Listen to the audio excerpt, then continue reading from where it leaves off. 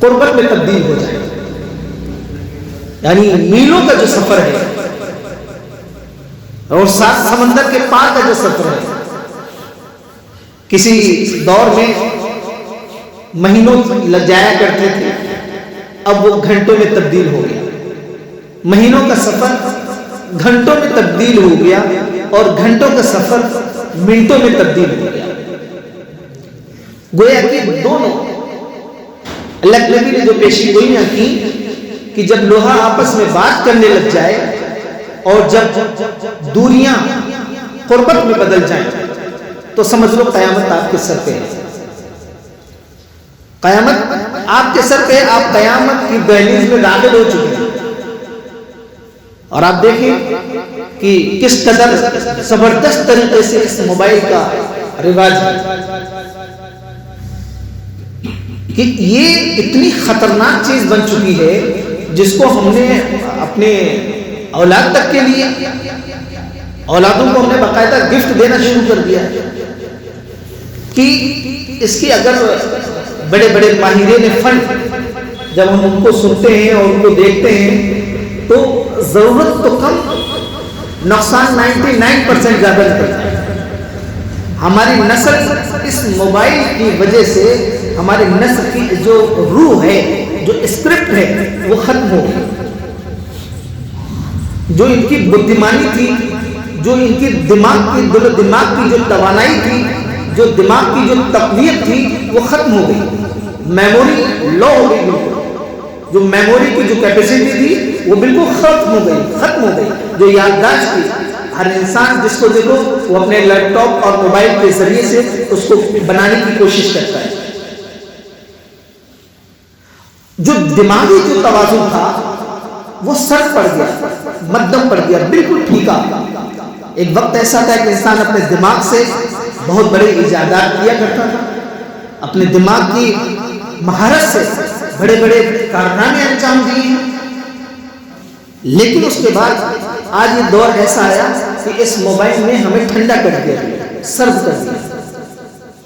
ہماری نئی نسل، ننھے منھے بچے اس موبائل کے ذوق میں، اس موبائل کے شوق میں اتنے دیوانے ہو گئے ہیں، ان کے سوچنے اور سمجھنے کی جو صلاحیت ہے وہ ختم ہو چکی ہے. اور سب سے بڑا نقصان کیا ہوا؟ سب سے بڑا نقصان آپ ذرا نوٹ کیجئے گا. سب سے بڑا نقصان یہ ہوا کہ ہماری نسل میں کٹرتا آ گئی. جو نارمل مزاجی ملا کرتی تھی، جو شفقت ملا کرتی تھی، جو سننے کی، ان کے نرم مزاجی کے ساتھ سننے کی جو صلاحیت تھی وہ ختم ہو گئی. آپ کسی کو اگر نصیحت کرنے لگ جائیں، دو باتیں اگر کسی کو کرنے لگ جائیں، کتنی ہی ایموشنل بات کریں، کتنی شفقت کی بات کریں، اس کو بہت ہارڈ لگے گی، بوجھل لگے گی. وہ دبش محسوس کرے گا، ایسا محسوس کرے گا کہ میں مطلب کہاں پھنس گیا ہوں. اس کے دل کے اندر کی جو پسیجن ہے، دل اس کا پسیجتا ہی نہیں. آنکھوں کے اندر ذرا برابر نمی تک نہیں آتی. نبی کریم صلی اللہ علیہ وسلم کے واقعات، صحابہ اکرام کے واقعات، صحابیات کے واقعات، ان صحابیات کے ننھے منھے بچوں کے واقعات ان کے سامنے رکھے جاتے ہیں تو ذرا برابر بھی دل میں حرکت پیدا نہیں ہوتی، دل میں کرنٹ پیدا نہیں ہوتا. صرف اس بیماری کی وجہ سے، صرف اس بیماری کی وجہ سے کہ اس نے ایک جگہ ٹھہراؤ کر کے لا کے رکھ دیا ہے، فکس کر دیا ہے. یہی ہے اپنی دنیا. پوری رات ہماری نسل اس موبائل کی نظر اپنی نیند کر دیتی ہے. پوری رات 1 بج جائے، 2 بج جائے، 3 بج جائے، یہاں تک کہ صبح بھی ہو جاتی ہے اور پوری رات اس کھلونے کے اندر لوگ لگے رہتے ہیں جس کی ان کی آنکھیں تباہ اور برباد ہو رہی ہیں، ان کا دماغ تباہ اور برباد ہو رہا ہے.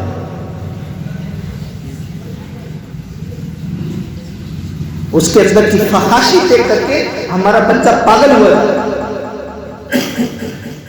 بڑے افسوس کی یہ بات ہوتی ہے اگر جو بڑے سمجھدار سمجھے جاتے ہیں، عبادت گزار سمجھے جاتے ہیں، وہ بھی کبھی کبھی یہ کہہ دیتے ہیں، ہنسی آتی ہے اس چیز پہ کہ بیٹا تو حافظ قرآن ہو جا، میں آئی فون تجھے دلا دوں گا. تو حافظ قرآن ہو جا، یا تو 10 وہ میرٹ کر لے یا 12 میرٹ کر لے، میں تجھے آئی فون دلا دوں گا، وہ بہت بڑا تحفہ دے گا یہ۔